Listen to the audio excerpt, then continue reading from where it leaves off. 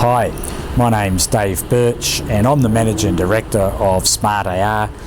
In our group we've got a number of businesses, all of which are focused around getting SMEs and not-for-profits across Australia and New Zealand operating more efficiently, especially with regards to cash flow. A good cobber of mine, Pete Towers, asked me to do a bit of an introduction about cash flow for directors and committee members of not-for-profits. And I'm privileged to say that in my time I've been a committee member of one of, I think possibly the world's best rugby club.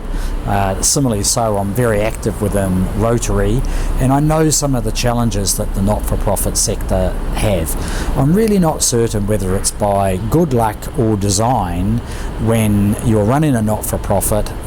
You've got volunteers oftentimes doing their best, and the cash flow is all operating smoothly. I'd like to think that good governance can come from good design. And if you're one of those leaders in a not-for-profit or a sports club, you should be conscious of 5 things that you've got to get right. I think Pete's going to do a webinar shortly, and we'll be running through some of those 5 things, but quickly for now, we call them the 5 Ps. You've got to get your policy right, which is what terms you're going to give your members to pay, because without certainty around terms, they don't know when to pay you. You've got to get your processes right in terms of the billing out and the escalation if they haven't paid you by due date. You've certainly got to offer them the right payment options. That's the 3rd P, payment options.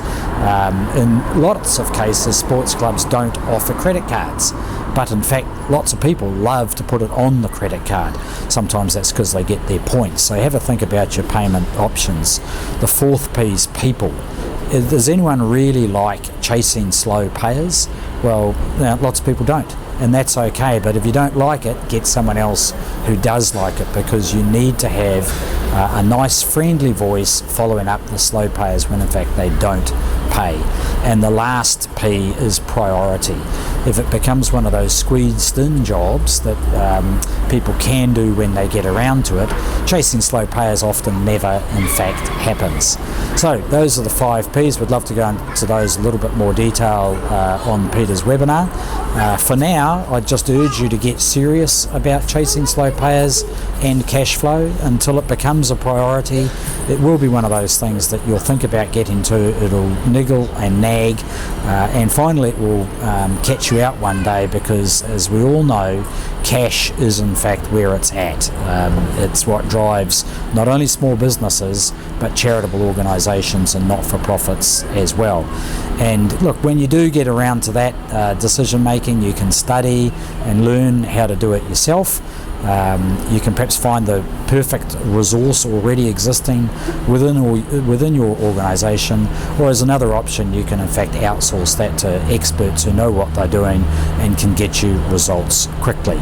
So if you want a little bit more detail between now and the webinar, please download our free resource. It should be showing on the screen right now, or alternatively just tune into the webinar and we'll be able to give you some great tips and tricks then. My name's Dave Birch. Thank you for listening. Cheers.